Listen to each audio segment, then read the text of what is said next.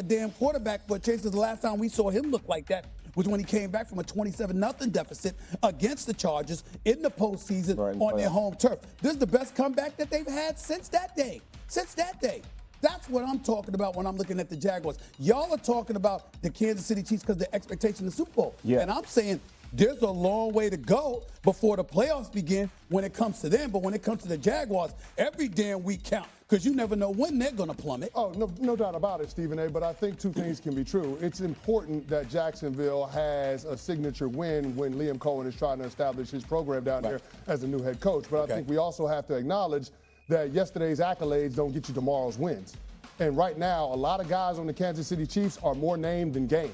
This is the latest that they've been below 500 since the 2021 season, and they didn't make the Super Bowl this year. And Jeff Saturday just got done telling you we judge the Kansas City Chiefs based on their ability to be able to get to and win Super Bowls. So there is a different standard. I am not going to gloss over the things that we're seeing from this Kansas City Chiefs team. I can't gloss over what I saw from Chris Jones at the end of yesterday's game. It's hard to give him the benefit of the doubt on a play with the game in the balance, especially when I saw him loaf. Here's the video. Well, here we go. I mean, here's the video of Chris Jones making that run. And here's the thing, he's not even getting off the ball. But I can't even give him the benefit of the doubt on that play, because I saw earlier in the second half him allow Trevor Lawrence to run into the end zone on another touchdown in the red zone. Those types of plays, that kind of effort from your best player and one of your team leaders is absolutely unacceptable. Right.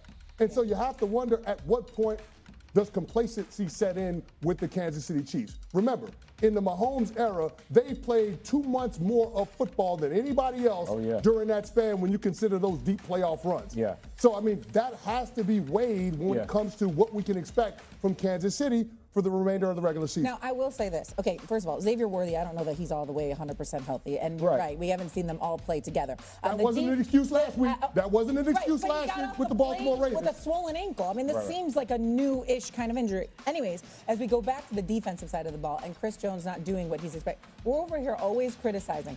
If Patrick Mahomes throws a pick six, Travis Kelce, the offense, the defense.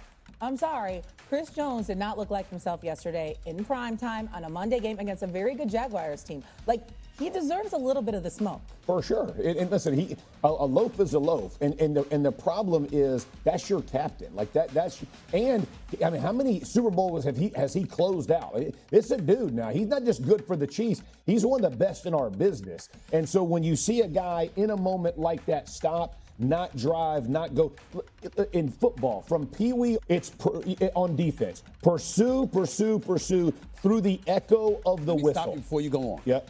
We owe it to the audience to read the quote that Chris Jones gave after the game. Okay. We've got to finish that play. It was a fluke play for him to be able to break that many tackles. I put it on us as a defense. We've got to finish. We've got to bring him down right there. Yeah. Say we. Not by him. Yeah. Now you can continue. Yeah. I just want to make sure that everybody knows you watch the video and then you saw the quote, because we want to contextualize things properly here first. No, that's fair. And again, this is the best in our business. And when you see a guy do that in that moment, and that's what I was talking about, why it was more of an indictment to me on the Chiefs, is it's their best players. These are the guys who lead. So think about it. Think about the hierarchy of a locker room when you walk in. When I first walked in the Indianapolis Colts, I watched Marvin Harrison practice. I'm going to practice like that guy. He's in the Hall of Fame for a reason. He took every day like it was a game day, right? He was like, look, we get paid to practice. We play the games for free type idea, right? It's those guys. So on the team, as the attrition of football happens and 33% of your team changes over, you go look at those guys. People watching that ain't how we lead. And the problem right now is too many of their best players in marquee moments are not showing up. And listen, I think they will make the playoffs. I think it's still a very good team. In fact, I think they'll probably win their division, right? But I'm not measuring the Chiefs on making the playoffs. Right. When you got that guy at quarterback and you got Spags and that defense, I'm measuring them winning the Super Bowl. When I see the best players make or have the problems, this isn't some young rookie left tackle. Right. This is the guys. Like, they got to make plays. Respectfully, I think what you're breaking down is not enough. I think you need to tell us what you really, really saying. Both of you. And what I mean by that is this. Is it a matter of them losing it, or is it a matter of arrogance? Yo, we ain't worried about nothing because we know the playoffs is a new season. And when we get there, we know what we can do. We know what we're going to do because we've been to 5 of the last 6 Super Bowls.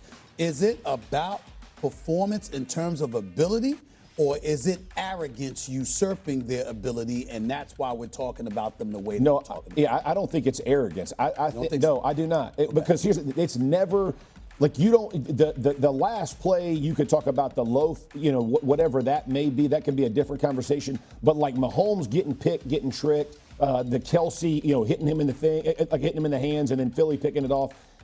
It's the details. Butker kicking the ball out of bounds when you got the lead. Like those are mistakes you can't make when you are that team. They're too good to make those mistakes. Those are the ones that I don't like seeing. Yeah, I don't like seeing them either, and that's why I lean toward complacency. Although I will say there does feel to be a touch of organizational arrogance because of how special Andy Reid and Patrick Mahomes are, that they haven't done enough around both of them to take full advantage of what they're bringing to the table while you got them together in their prime. That's separate and apart. But when it comes to the performance on the field, when you have your leaders playing below the standard that you established over the last decade, that is a problem, Right. Stephen A. And you have to ask the question, why? And the only thing that I can lean on is the fact that they've been able to pull out of these nosedives. They've seen seasons where they started out 3-4 and found a way to win their division, found a way to get to the conference championship game. They're leaning on past experience and that proof of concept that they can do it. And the problem with that in the NFL is that every season is brand new. Yeah. And there is no guarantee that when you dig this early regular season hole, you're going to be able to climb back out. I'm in no position to disagree with you. I just know that in all my years of covering sports, I've run across on many, many occasions you going up against competition that you've owned, and you make a lot of assumptions about what they're going to do or what they're not going to be able to do, and that might compromise the level of urgency that you need to have. I've seen it. I've heard folks speak on it. I can't even tell you how many times you go into a locker room after a game, you talk to players before a game. Yeah, we gonna bust there. You live in North, please. They ain't ready. Right. The brothers, they ain't got it. They ain't, and literally you have no concern, and then all of a sudden they shock the world. I've seen that happen to teams that have been champions before. That's all I'm saying. Yeah. I just would hope that the Kansas City Chiefs don't have that mentality considering how it went down in the Super Bowl. But hey, I don't know. Okay, so that's the Chiefs side of it. Let's go back to the Jags side of it because they did get a win last night. And again, they seem like they're coming. They've established a run game. Their quarterback looks, I'll call it, better. I already know Chris Canty doesn't trust Trevor Lawrence. I ain't going to him first. I've heard him rant about T-Law. And so I'll go to you, Jeff Saturday. Do you trust Trevor Lawrence now after seeing the way he performed last night? I do. And listen, I trust him.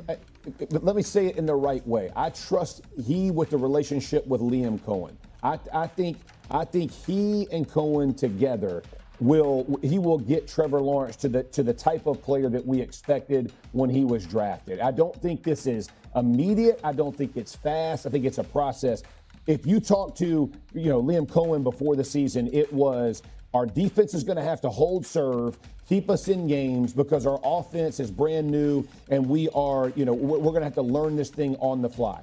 In fairness to Trevor Lawrence, how many coaches and offensive coordinators has this dude had in his years in the league? It is insane. And I understand there are excuses and there are reasons in life, right? And people can say, oh, you're giving probably I am giving him a little bit of excuse, but because there's good reason. It is really difficult to run new offenses in the league week in and week out. And so he finally has stability. He has a coach who's going to challenge him, call him into greatness, force him to do things. Now, like there are some errors he's making. I don't like the delay of games right now. But he's also showing you that throw on the right side. He's also showing the ability to pull the ball down, which Cohen wants him to do more because we see how it opens up the rest of the offense. He'll figure this thing out. It does take time. His receivers will get on the same page with him. But I do trust Trevor Lawrence. And I think this Jags team is going to be for real. I think their defense is for real. They can run the ball. which takes pressure off. I like Lawrence going underneath, turning his back to the defense some. I like what Cohen has going. I'm not going to use the word trust. I think it's too strong, and I don't think he's earned it. Oh, scared. You scared? Scared money don't make money. Well, I'm not betting money. Okay, that's what I need to hear. That's all I need to hear. I just need to hear. You like money too much. I'm not doing ain't messing with my dollars. But I'm telling you right now, here's the thing. You hope when it comes to Trevor Lawrence, you have aspirations because you saw the brother coming out of Clemson. Right. You know what he's capable of doing. Got the right size, arm strength. You know, he ain't looking over offensive or oncoming defensive lineman. He can see over the defense to fling the football. He can make all the requisite throws, et cetera, et cetera. But the fact that he has been so unproductive over the last couple of seasons is alarming. He's entering his 5th season. He's 1-1 in the playoffs. Been in the playoffs one time. You expect more from him, and you haven't seen it. And you found yourself asking why. Now, if you're the ownership, you can't really knock them for giving them the $55 million they gave him because you're look at the quarterbacks out there. I mean, everybody's getting paid around that money. Right. What you gonna do with it? I mean, Tampa hit the jackpot because they got Baker Mayfield for like 33. Right. Okay, but that's an aberration. You didn't expect that. So with Trevor Lawrence being the number 1 overall pick, the hope and the expectations that you put on them, you're looking at it from that standpoint. But this is his 5th year, CC. This is his 4th head coach. So I'm not putting all the blame on him. It's just like I talk about with Caleb Williams. In 18 months, the brother had 3 head coaches and 4 different offensive coordinators. That's an anomaly. That ain't supposed to happen. Right. In the case of Trevor Lawrence, this ain't supposed to be his 4th head coach in 5 years, but he also has something to do with that. Because when you say you can't get right, they were talking about head coaches couldn't get him right to a certain degree. So the word trust is strong. I'm not going to say that, but I will say, you know what, he has the potential, and that's the operative word to use, potential, because you look at his physical gifts, and you don't see anything lacking, but you got to get on the field and get it done. Last night, he did, but can that continue? Now listen, he's a good quarterback, but I know CC will agree with me. You're trying to march down the field and score a touchdown at the end of the game. You're chewing up 30 seconds just to run around and gain 6 yards. Sometimes the decision-making is a little bit frustrating. No, that's a lot. Frustrating? That's a And lot. Nitty took a sack after that play where they had to use their last timeout. Come on. Boneheaded plays. Boneheaded plays. Right. But it keeps happening. Trevor Lawrence in the 4th quarter, bottom 10 in QBR, 0 pass touchdowns, 2 picks, despite his team being top 5 in time spent leading in the 4th quarter. Just inexcusable mistakes. Last night, you mentioned the delay of game penalties. Yeah. I mean, you talk about the San Francisco 49ers game, the final drive. The guy slides out of bounds when he should have slid inbounds to keep the clock running because San Francisco didn't have any timeouts. How about the 2 picks that he threw against the Cincinnati Bengals, one of which was in a goal-to-goal situation. Last night ends up throwing a 4th quarter pick. I mean, you can go on and on. The Houston Texans game, a 4th quarter pick when their offense isn't doing anything. There are just mistakes after mistakes. The pick last night was interference. Well, listen, that was interference. Yeah, that's okay. The goal line. I give you that one, but the guy leads the league in fumbles since he came into the league. So why is Jacksonville in this situation then? Because the final drive of that game was a microcosm of Trevor Lawrence's career. It's the roller coaster. You got the lowest of lows. It starts out low, but then you get the highest of highs, the throw to Brian Thomas Jr., dropping in the bucket. Troy Aikman went as far as to compare it to Eli Manning's throw to Mario Manningham in Super Bowl 46, which I happen to be a part of. Then he throws a rope on and out to De'Ami Brown. Those are the things that keep you coming back. Like hitting that one golf shot on the course when you're a weekend hacker. It's the one play that keeps you coming back. But the problem that I have with Trevor Lawrence and why I can't go to the place of trusting the Jacksonville Jaguars is because if I can't depend on my quarterback to be a stabilizing force within my team, if my quarterback at times throughout the game is something that the rest of the guys on my team have to overcome in addition to the opponent, then that's why I can't trust the Jacksonville Jaguars. I think, and look, he has made, I'm trying to absolve some of the things that he's done from a process perspective. However, he's being asked to do a ton now from Cohen. Check with me's, understanding at the line of scrimmage what needs to happen. That process takes time to speed up. we don't have a ton of time in their preseason to get this thing figured out. I think part of that is why he makes the errors he makes. But he will figure that part out. And I think Cohen, he is a tough-minded coach, bro. He's not going to give up any ground. He's going to force Trevor Lawrence to grow. I think it'll be better for both of them. Well, I really do. I just want my wife to one day love me like you two love Trevor Lawrence. That's all. Us too. That was I didn't sit up here and say I believe in them. I want my wife to love me one day. I'm lukewarm. That's dirty. I'm That's lukewarm. dirty. She does. Canty, I know she does. Okay, listen, also, Trevor Lawrence right now, he's 21st in the NFL in QBR. I mean, he's winning games, but he ain't killing it. There's a long way to go. All right, we got a lot. Nothing. They win 31-28. Jacksonville is now 4-1 on the year. Kansas City falls to under 500 at 2-3. Good morning to Michelle Smallman, Chris Canty, Evan Cohen with you. We have a very busy day today, including your former coach, two-time Super Bowl winner Tom Coughlin. Yeah, and his daughter Kelly coming into studio today. Yeah. They have a big charity event tomorrow night, and Coach Coughlin will be here. Gary Bettman, commissioner of the NHL, as that gets going today. Puck drop tonight, yeah. Triple header, 5 p.m. Eastern start with the Panthers for the ring ceremony. The best possible start time for people like us. Can't wait. 5 p.m. Eastern on ESPN. The best start time ever. So well done by the NHL. Gary Bettman's going to be here. Good morning, everybody. We got a lot of great stuff going on in today's show, but I do want to go back to yesterday, and I'm not talking about Monday Night Football. Cam Pratt, Pat Costello, how are you guys doing tonight? Oh, wellness check, yeah. Phillies. How are you guys doing? Dodgers. Not a fan of bunting. Oh, okay. All right. Going back to L.A., Game 3, Yamamoto on the mound. I mean, are the Phillies going to at least pinch him? No. No. Well, then so much for that great home field advantage. Hey, they sold out in the stands and they're selling out on the field too. Wow. Yankees and Phillies just doing the Spider-Man meme, pointing right at each other. Yeah, Look there's at us, some guys. similarities there. Now, At least we got some hope, though. We at home for Game 3. You? Yeah, I Nuno's think ready to so. I accuse think so. everyone of cheating, basically. Anyone in baseball, he's ready to accuse of Phillies have cheating. not given up 23 runs in this series, at least. I am not Who accusing cares anyone how of many cheating. runs you've given up? Nobody's gotten a win so far.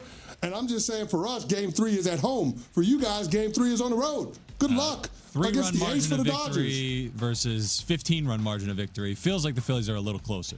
Okay, the important thing. Blah, blah, blah, blah, blah. Pat's Pat your hair. Yep. Okay, so Pat Costello before the season said if the Phillies don't win it all, he will shave his head the entire way. I believe you said. Live on our show. Yeah, and using like the Bic razor or whatever, like right? Isn't that what you said? Well, a razor, yeah. Yeah. So you're going to do it all if they lose here. Yeah. I'm a man of integrity, Evan, unlike you. Who refuses to put any money in the jar at any point. Oh. I pay up when I need to. Is Nuno going to do the honors? Is he going to shave your head? No, I don't trust No, him. you I do can't not trust Nuno him. with a Nuno will razor. take the right side, How do you I'll think take the that's left going side. in? So when So you're going does to do this it happen? yourself then? Well, I mean, the series isn't over yet, Right. so it's not going to. How Oh, soon it's after? over. It's over. You can go ahead and say it. It's over. Yeah, I don't know. over. Nuno has to check with legal if we're even allowed to. Yes, We're allowed to do what? You're allowed to shave your head. It's Yeah, your but hair. on air, that whole type of thing. Yeah, I don't think you can Let me do it talk on to air. my- Okay, so we can let me do it talk in to my- general, Yeah, but- let me talk to my people. We'll see if we can actually get it really done. Hey, and people still got time to sponsor it. Anyone wants to sponsor Pat shaving his head? Yeah. Barbershop? Yes. No, just to be clear. Razor company? Yeah, exactly. Are you Shaving saying? cream? Somebody got to do something, yeah. I just want to be clear on what Nuno's saying. Are you saying this sponsor the act of doing it, or like putting a sponsorship on his bald head, or both? We can do both. Wouldn't be the first time. Yeah. Okay. All right. So that's open for potentially business there. Open for business. Pat's bald head. That is on the way there. If the Yankees and the Phillies are eliminated, we're all out. Don't speak that evil, Smalls. I'm just saying if. Don't I said speak that if. evil. Don't speak that evil. I said if. Then we're all out of the baseball postseason then, right? Mets and Cardinals didn't make it. If the Yankees and the Phillies get out, we have no unsportsmanlike emotional ties to this postseason anymore. Well, I thought you're a Mariners person all of a Well, sudden. that's who I picked. Yeah, they're Yeah. such a fun team. Love them. Well, you threw out the first pitch at a Brewers game, so you do have a tie there. That's true. They were right? lovely to me, but NL Central. Like, are you guys going to give me a hard time? Yeah. I'm cheering for the Brewers now because I hate the Cubs. Yeah, We have Javante I would with the have to give Tigers. you a hard Savante with the time. Tigers. So yeah, we're not doing well in terms of our teams overall outside of Javante. Not at all. Javante's having a good run. Lions may be the best team around. And the Tigers are still alive in the postseason. He's still basking in a Michigan championship. Yep.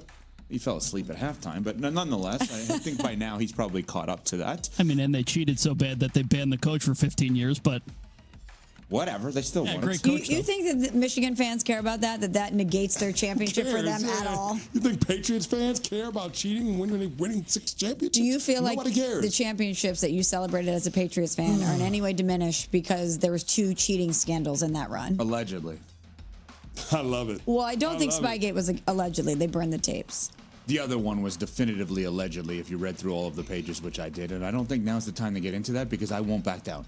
And I don't think it's going to be worth it to anybody. If I had to hear one more thing about PSI, God. I was like, are we doing that? PSI? What are we talking about here? We're talking about Midas, where you go for your tires. That's what you do with PSI there. The Chiefs last night fall to 2-3. Speaking of deflated. Oh. Okay, go there. They lose to the Jacksonville Jaguars 31-28. They were up 14-0 in this game. Why do you feel like they were deflated? No, because I was told by everybody that the Chiefs are going to be fine once Xavier Worthy is back in the lineup. He was back in the lineup last week against the Baltimore Ravens. They hung 37 on a defense that is probably the worst in all of football, and everybody thinks that the Chiefs are back to their regularly scheduled program. And what we learned last night is that they're not. And last night, even though they got significant breaks in the game, they still weren't able to pull it out and get a win on the road against an upstart Jacksonville Jaguars squad. So I think there are a lot more questions than folks are willing to acknowledge. And now we're talking about Kansas City being below 500 for the latest point in the season since 2021. And might I remind everybody, in 2021, they did not make it to the Super Bowl. So this Chiefs team is in a little bit of trouble right now. They've got to find a way to be able to give some balance to that offense, rather than relying on Patrick Mahomes to be special on every single snap. Number 15 has 0 margin for error, no run game to lean on. 4 of the 5 games that they've played, a non-running back has led the team in rushing. That's not sustainable. So Kansas City got some problems, and I think it's time that folks acknowledge that. Yeah, absolutely. And one of the reasons that a lot of people thought that we may see a different or lesser version of them this season is because of all the football that they've played over the past couple of years, being at the top of the mountain. I thought maybe there would be some attrition. But also, if you look back, so many of the games that they won leading up to last season were close games. They would pull out these unbelievable performances in these tight one-score games. And you look at the personnel that they had, you look at the lack of explosion from the offense last year, and you just wondered how long they were going to be able to get away with it. Last year, they went 11-0 in one-score games. Now the Chiefs are 0-3 in one-score games this season. The magic isn't happening in the same way, and they don't have the personnel out there to really change it. This offense is what it is, and you're right, Patrick Mahomes obviously had that consequential pick 6 last night, but we saw vintage Mahomes at times in the first half, but he's going to have to be almost flawless in order for this offense and this team to get them back to where they want to be. I'm going to be in the minority on this. I saw some things last night that actually would make me think glass half full with them. I saw some better offensive play from them, and they resembled more of what they used to be than they had at any point, I thought, this season. Now, they lost the game, so it's easy to crap on that argument that I am going to make. I understand that I don't have much of a leg to stand on, but I am still, after last night, going to be the person that says I have legit hope for them. I think they're going to be fine, and I actually thought they showed some signs of life at times last night. That game was a lot closer than it should have been. I mean, first of all, let's start about Trevor Lawrence having that fumble at the goal line, which was absolutely ridiculous. I just don't understand how he can put the ball in harm's way under those circumstances. But then also, the no call on defensive pass interference that ends up leading to an interception and a touchdown at point-blank range, that game takes on a completely different complexion, even if Jacksonville is able to just punt the football in that circumstance up a touchdown.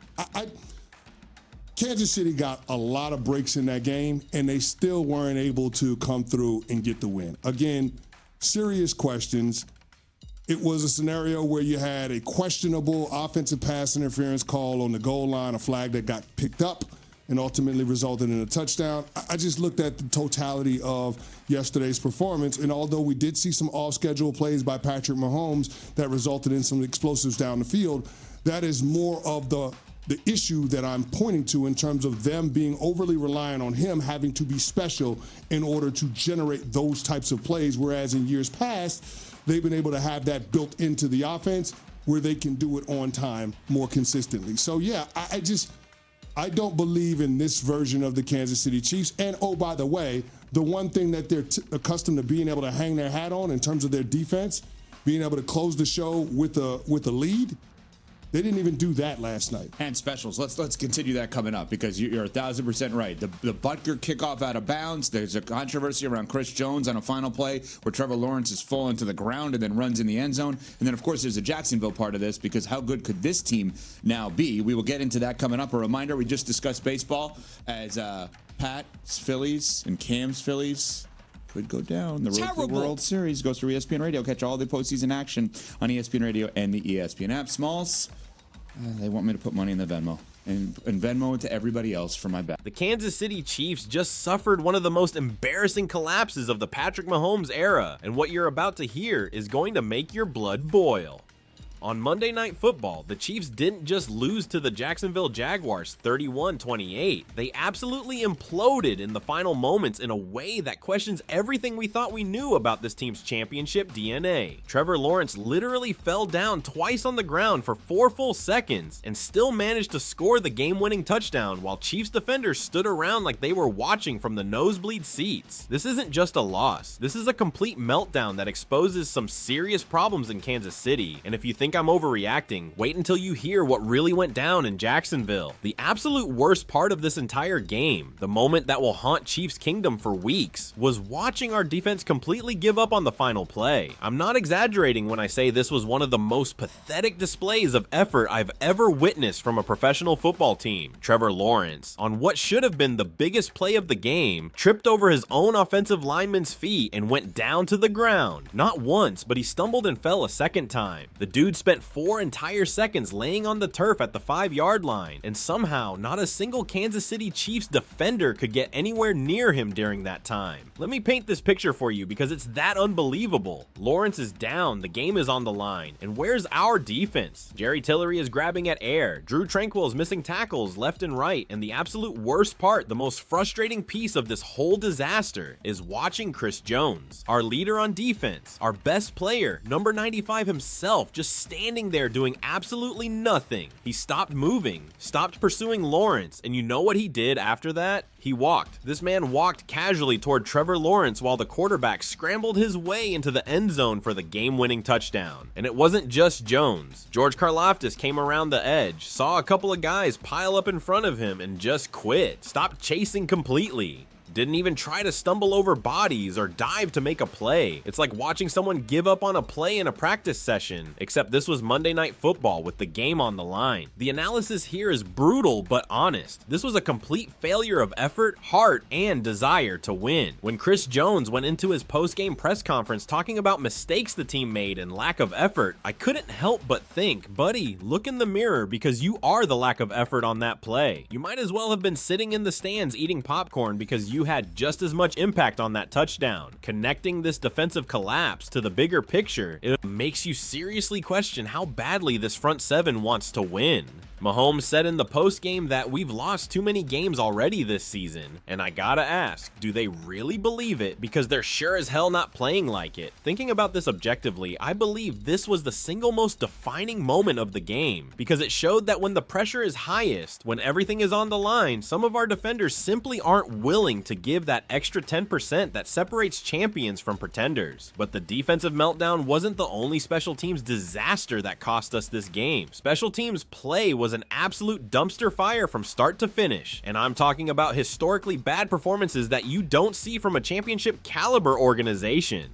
Let's start with the most inexcusable mistake of the night, Harrison Butker kicking the ball out of bounds. This is your highest paid kicker in the entire NFL, a guy who's been clutch for us in multiple Super Bowl runs, and in the most critical moment of the game, he commits a JV level amateur hour mistake that gave Jacksonville the ball at their own 40-yard line. That kickoff out of bounds set up the Jaguars' game-winning drive, and there's just no sugarcoating how catastrophic that error was. But Butker's struggles go way beyond that one play. He's been inconsistent from beyond 50 yards all season. He's missed multiple extra points, and hell, he's even been shaky from inside 40 yards occasionally. For a kicker making the money he's making, this level of performance is getting absolutely inexcusable. The man who used to be automatic is now a legitimate concern, and that's a sentence I never thought I'd have to write. Then we've got Jack Cochran, who needs to be cut from this team before we play in week 6. I'm dead serious about this. Cochran is a special teamer by trade. He's played exactly 8 snaps on defense this entire season, and he's revealed himself to be straight up terrible at the one job he's supposed to excel at. He committed 2 holding penalties that wiped out excellent returns, including one from Carson Steele that would have been about 50 yards and could have sparked a massive momentum shift. Instead, it came back. We went 3 and out, and the drive was dead. Later in the game, Cochran held again, and we started a drive at our own 20 instead of in the better field position. Nico Remigio added to the special teams nightmare with an illegal double team block that pushed us back to our own 14-yard line. And to start the game, Nico caught a punt at the 10-yard line that he absolutely should have let go for what would have been a touchback at the 25. Instead, he fielded it and got planted at the 5, putting our offense in a terrible position right out of the gate. When you add it all up, we had 4 critical special teams penalties that completely changed the complexion of this game, and Dave Tubbs' unit looked like they'd never has practiced together before. My take on this whole special teams debacle is pretty straightforward. I genuinely believe this was the primary reason we lost this game. If Butker doesn't kick that ball out of bounds, Jacksonville doesn't get the ball at the 40 and they probably don't score. If Cochran doesn't commit those holdings, we're in better field position and maybe we score more points. I honestly think Dave Tubb needs to take a hard look in the mirror because this was coaching malpractice, and Jack Cochran needs to be off this roster immediately. Switching gears to the offensive side of the ball, we need to talk about the pick 6 that changed everything. Patrick Mahomes threw his first true interception of the season, and it couldn't have come at a worse time or in a worse way. The Chiefs were deep in Jacksonville territory, looking like they were about to take a commanding lead when Mahomes threw a pass intended for Juju Smith-Schuster near the goal line. The problem? He never saw Jaguars linebacker Devin Lloyd underneath, sitting in zone coverage right in front of Smith-Schuster. Lloyd picked it off clean and took it 99 yards the other way for a touchdown. And just like that, instead of the Chiefs potentially leading by 2 scores, the Jaguars were up 21-14. This was a 14-point swing in the span of one play, the kind of momentum shift that completely flips a football game on its head. And make no mistake, this was on Mahomes. You can't throw that interception in that situation, and even if you do, you absolutely cannot let it result in 6 points going the other way. The defense had chances to tackle Lloyd on that return, and they all whiffed. Before that interception, Mahomes was playing vintage Mahomes football. He finished with 318 passing yards, 1 touchdown, and he was making plays with his legs, leading the team in rushing with 60 yards. He was dissecting Jacksonville's defense, completing passes to 8 different teammates, and looking like the quarterback who's terrorized this league for years. But that one decision, that one moment of not seeing the underneath defender, cost us dearly. The Jaguars' win probability jumped from 28% to 70% on that single play, according to Next Gen Stats, and you could feel the entire momentum of the game shift in that instant.